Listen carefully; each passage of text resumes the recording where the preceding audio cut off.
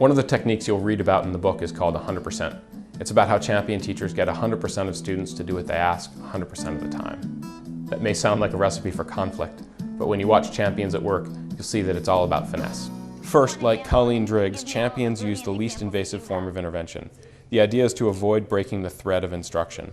Colleen corrects with hand gestures, and that means the teaching goes on. If you've got one kid who's off task and you interrupt the task for everyone to fix it, you'll end up with 3 more kids off task. And when you stop to fix them, it will happen again. Minimally invasive correction helps avoid that death spiral. Champions like Bob Zimmerly are also careful about keeping correction private when possible. I need 3 people. You know who you are.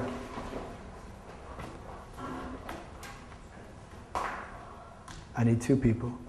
Even in a more explicit correction, Jamie Berlante focuses on describing the solution, not the problem.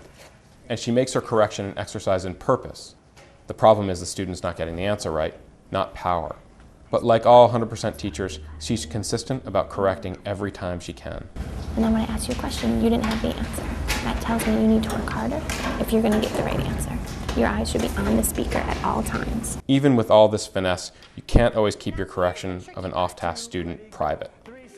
But champions limit the amount of time when corrected students are on stage with other eyes on them. Here, Bob manages to move the class's attention to something positive almost immediately after a public correction. I don't have Marissa, but I do have Jasmine.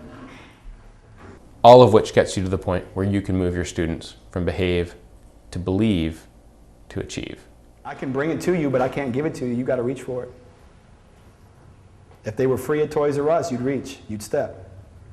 I'm giving you the same kind of gift, just not wrapped up. Gift of knowledge.